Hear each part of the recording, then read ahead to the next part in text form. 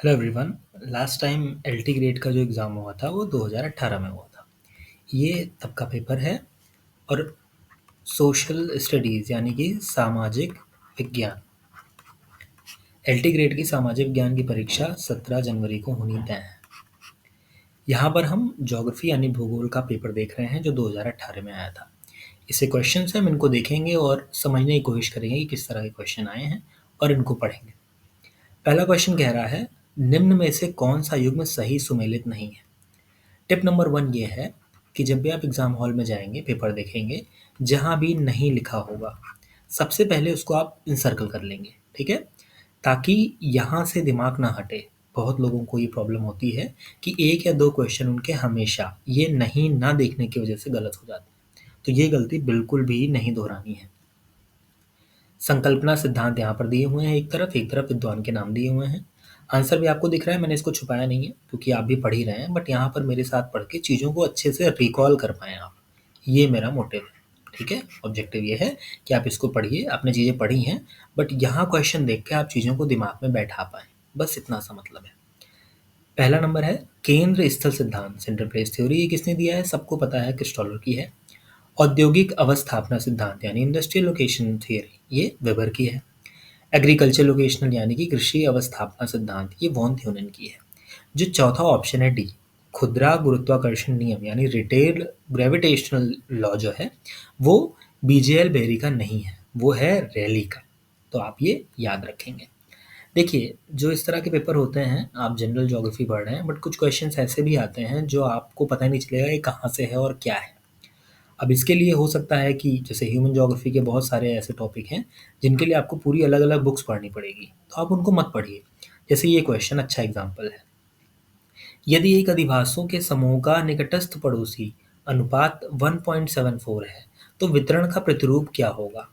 इसको आप समझने बैठेंगे, आपको कुछ समझ में नहीं आएगा, दिमाग अलग खराब हो जाएगा। ऐसी चीज़ों में जो क्वेश्चन है, ऐसे ही क्वेश्चन रिपीट होते हैं कई बार, तो इनको बस आप समझ लीजिए, ठीक है? देखिए, जैसे कि यहाँ पर कई सारे ऑप्शन लिखे हैं कि कौन-सा होगा प्रतिरूप, समरूप, अनिश्चित, लगभग समरूप या लगभग केंद्रित। यहाँ आप याद कर लीजिए कि लगभग समरूप ही होता है अगर ये अनुपात दिया है, 1.74 पर लगभग समरूप होगा, ठीक है? आगे बढ़ते हैं, अगला क्वेश्चन। ऐसे क्वेश्चन में आप बिल्कुल ज़्यादा दिमाग ज़ाया ना करिए, कुछ फ़ायदा नहीं होगा। अगला क्वेश्चन कह रहा है, जनांकिकी संक्रमण सिद्धांत की निम्नलिखित अवस्थाओं में से कौन सी अल्प विकास की अवस्था है? मतलब ये थ्योरी दी है इसने, इसमें कह रहा है कौन सी अवस्था है जिसमें लेस डेवलपमेंट हमको दिखता है। तो जनांकिकीय संक्रमण सिद्धांत की प्रारंभिक विस्तार अवस्था जो होती है, उसी को हम अल्प विकास की अवस्था के रूप में भी दर्शाते हैं। जीटी त्रिवार्था के मतानुसार जन्म दर और मृत्यु दर के पारस्परिक परिवर्तनशील संबंधों से उत्पन्न प्रतिरूपों के अनुसार जनांकीय संक्रमण की, मतलब कि जो बर्थ रेट है, जन्म दर, और जो डेथ रेट है, इसके हिसाब से ये कैसे चेंज हो रहा है, इसी हिसाब से अलग अलग अवस्थाएं हैं, जिनमें पहली height stationary stage, early stationary stage और ऐसे ही करके लेट और लो स्टेशनरी स्टेज दी गई हैं। तो जो अल्प विकास की अवस्था होती है वो कौन सी होती है? वो होती है प्रारंभिक। क्वेश्चन नंबर 4 कह रहा है, निम्नलिखित में से दक्षिण पश्चिम एशिया, ये टिप नंबर 2 आप यहाँ याद रखेंगे। एग्जाम हॉल में जाएंगे जब भी दक्षिण पश्चिम पूरब दक्षिण कुछ भी आए तो फटाक से डायरेक्शन का मैप बनाइए, ईस्ट वेस्ट नॉर्थ साउथ। बहुत बच्चों वाली चीज़ है, लेकिन मैंने कई लोगों को साउथ वेस्ट का साउथ ईस्ट करते हुए देखा है। ऐसी गलतियां ना हो, ये सब ह्यूमन एरर में आती हैं, तो आपकी ह्यूमन एरर ना हो इसलिए तुरंत इसको बनाइए। अब क्या पूछ रहा है? दक्षिण पश्चिम। ये देखिए, अब आप समझ गए कहाँ की बात हो रही है। तो पूछ रहा है कि कौन सा देश 2017 में सबसे घना बसा हुआ है, तो ये फिर उस समय के हिसाब से पूछा था। तो सबसे घने की बात करेंगे तो यहाँ पर संयुक्त अरब अमीरात ऐसा है जो कि सबसे ज़्यादा घना हुआ है। इनका 150 150 लोग हैं पर स्क्वायर किलोमीटर के एरिया में, ठीक है? आगे बढ़ते हैं, अगला क्वेश्चन देखते हैं। क्वेश्चन नंबर 5, निम्न में से कौन सा प्रशांत सांख्यिकीय परिमंडल से संबंधित नहीं है? किसकी बात हो रही है? पैसिफिक कल्चरल जो हेमिस्फेयर है उसकी बात हो रही है। आपने ये नाम कई बार सुने होंगे, पॉलिनेशिया, मेलानेशिया, माइक्रोनेशिया, मलय परिमंडल। तो आप मैप देखेंगे, अगर आप चाहेंगे तो मैपिंग की भी क्लास ले लूँगा, अगर आपकी डिमांड होगी तो बहुत अच्छी चीज़ों को समझ लेंगे। बट ये समझ लीजिए ये ऑस्ट्रेलिया है आपका, ठीक है? ये ऐसे ऑस्ट्रेलिया है। तो इसके बाद यहाँ पर और यहाँ पर एक रफ स्ट्रक्चर आपको मैं बता रहा हूँ, ठीक है। ये आपका माइक्रोनेशिया हो गया, ये मेलानेशिया हो गया, ये आपका पॉलिनेशिया हो गया। इसमें बहुत सारे अलग अलग आइलैंड कंट्रीज ये सब मिलती हैं। जैसे पहला मेलानेशिया देखिए, Papua New Guinea, Fiji, Solomon, Vanuatu, ये आपके मेलानेशिया के हैं। इनको याद करने की ट्रिक भी ऐसे मैंने बनाई थी कि पप्पू, फौजी और सलमान वानुआतू गए। बेसिकली आप याद रख लीजिए, पप्पू से पापुआ न्यू गिनी, फौजी फिजी, सलमान सोलोमन और वानुआतू, आप समझ ही रहे हैं, ठीक है। ऐसे अगला आता है पॉलिनेशिया। यहाँ पर कौन सी इंपॉर्टेंट कंट्रीज हैं?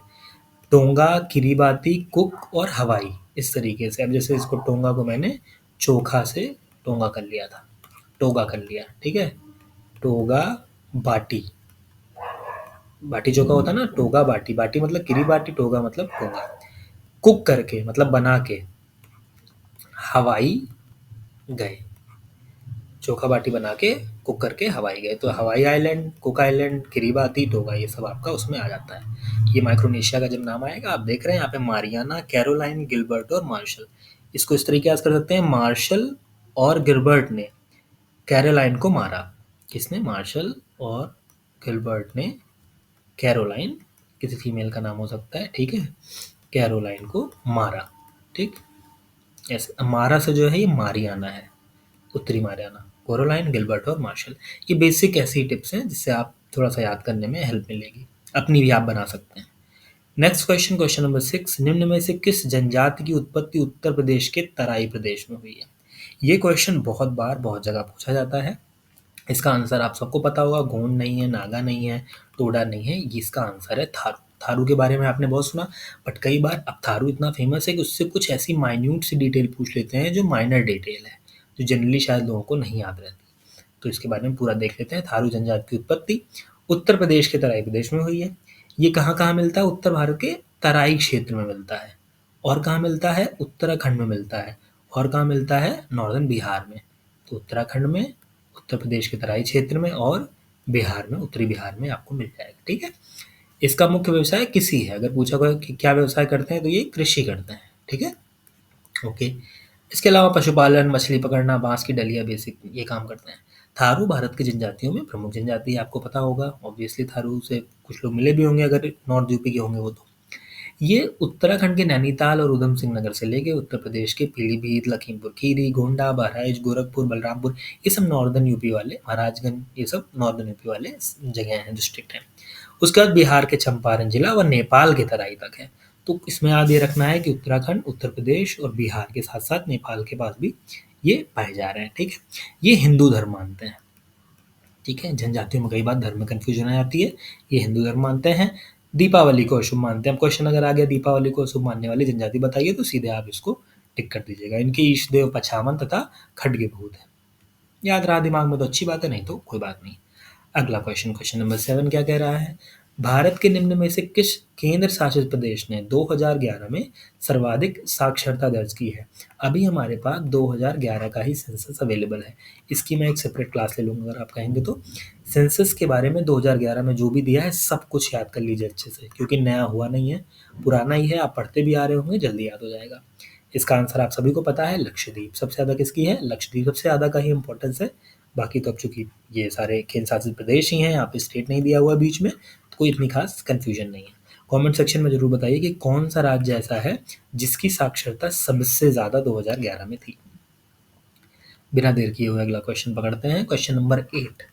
कुल जनसंख्या तथा कुल कृषि क्षेत्र के अनुपात को क्या कहते हैं?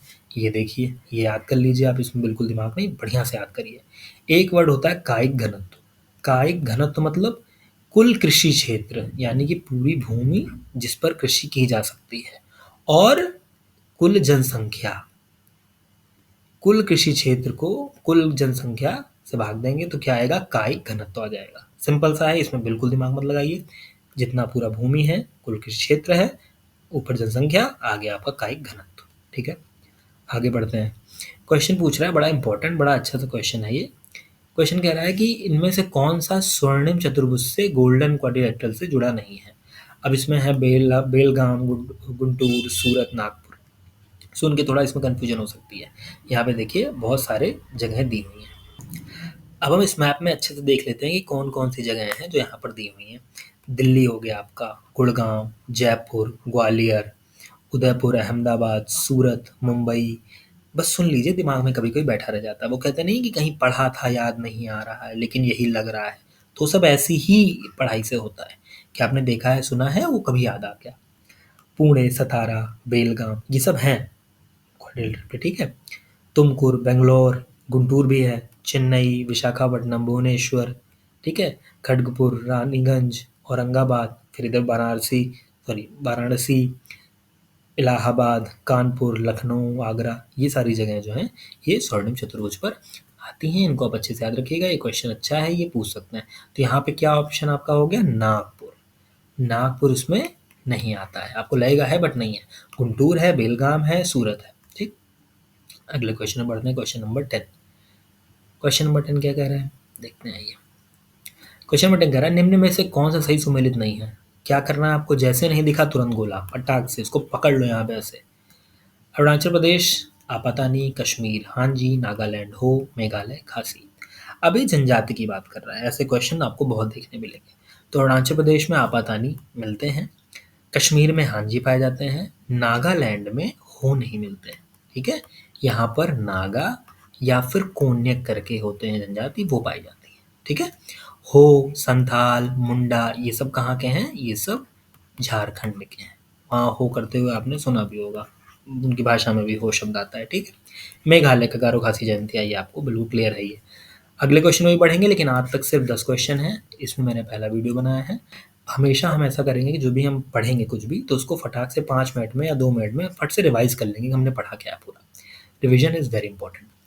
पहले में हमने पढ़ा था क्या? केंद्र स्थल सिद्धांत क्रिस्टोलर ने दिया है। औद्योगिक अवस्थापना सिद्धांत वेबर का है। कृषि अवस्थापना सिद्धांत वॉन थ्यूनेन का है। खुदरा गुरुत्वाकर्षण नियम बेरी का नहीं है, ये रैली का है, ठीक है? अगला क्वेश्चन देखते हैं। हमने पढ़ा था निकटस्थ पड़ोसी अनुपात अगर 1.74 है तो उसका प्रतिरूप क्या होगा? लगभग समरूप। ये हमने पूरा याद कर लिया था, ठीक है? जनांकिकीय संक्रमण सिद्धांत में जो अवस्थाएं होती हैं, अल्प विकास की अवस्था उसमें सबसे प्रारंभिक होती है, सबसे पहली अवस्था। चूंकि देखिए बर्थ रेट भी ज़्यादा है, डेथ रेट भी ज़्यादा है, तो कुछ बच नहीं रहा है, ज़्यादा पैदा हो रहे हैं, ज़्यादा मर रहे हैं, तो ये अल्प विकास की अवस्था में हम इसको मान लेते हैं, ठीक है? अगला देखते हैं, अगला क्वेश्चन हमने क्या पढ़ा था? दक्षिण पश्चिमी एशिया कौन सा सबसे घना देश था? तो इसमें हमने संयुक्त अरब अमीरात पढ़ लिया था। कौन सा प्रशांत सांस्कृतिक परमंडल से संबंधित नहीं है? तो इसमें हमने देखा पॉलिनेशिया, मोलिनेशिया और माइक्रोनेशिया के बारे में। यहाँ पर मलय परिमंडल इससे संबंधित नहीं था। माइक्रोनेशिया, पॉलिनेशिया, मेलानेशिया ये थे। यहाँ हमने इन चीज़ों को अच्छे से पढ़ लिया और इनकी ट्रिक भी याद कर ली थी कि कौन से एशिया में, कौन से मेलानेशिया, पॉलिनेशिया, माइक्रोनेशिया में कौन-कौन से इंपॉर्टेंट आइलैंड्स आते हैं, ठीक है? यहाँ पप्पू फौजी सलमान वानुआतू गए, चोखा बाटी कुक करके हवाई गए, और यहाँ पे मार्शल और गिलबर्ट ने कोरलाइन को मारा। ये हमने ट्रिक याद कर ली थी, ठीक है? अगला हमने देखा था किस जनजाति की उत्पत्ति उत्तर प्रदेश के तराई प्रदेश में हुई है? वो थारू थी। थारू के बारे में हमने पढ़ा। ये उत्तराखंड में, उत्तर प्रदेश के उत्तरी भाग में, बिहार के उत्तरी भाग में मिलते हैं। ये दीपावली को शुभ मानते हैं, हिंदू धर्म के हैं, कृषि इनका मुख्य कार्य है, और इनके इष्ट देव पछावन तथा खड्गे भूत हैं, ये हमने पढ़ा। इसके बाद किस केंद्र शासित प्रदेश ने 2011 में सर्वाधिक साक्षरता दर्ज की? ये हमने पढ़ लिया, लक्षद्वीप 91.8%। कुल जनसंख्या और कृषि क्षेत्र के अनुपात को हम पढ़ते हैं कायिक घनत्व के नाम से जानते हैं, ये हमने पढ़ा। स्वर्णिम चतुर्भुज में कौन सा नहीं था? नागपुर नहीं था, ये हमने देख ही लिया। और लास्ट क्वेश्चन हमने पढ़ा कि कौन सा जनजाति यहाँ पे सुमेलित नहीं है? वो थी हो, संताल, मुंडा, ये झारखंड की हैं, बाकी सुमेलित है। तो अगर ये वीडियो आपको अच्छा लगा हो, टिप्स जो हैं आप ये बिल्कुल ध्यान रखिएगा। 2 हमने बताई थी, एक ये कि नहीं देखते ही आपको जोड़ लीजिएगा उसको, और दूसरी अगर कहीं दिशा दी हुई है तो उसको तुरंत ऐसे फटाक से बना लीजिए ताकि गलती ना होने की संभावना बढ़ जाए, ठीक है? अब ये पढ़ा आपने। अगर आपको वीडियो अच्छा लगा तो कमेंट करें और ऐसे ही करते रहें। Study Pratyush, thank you so much for watching.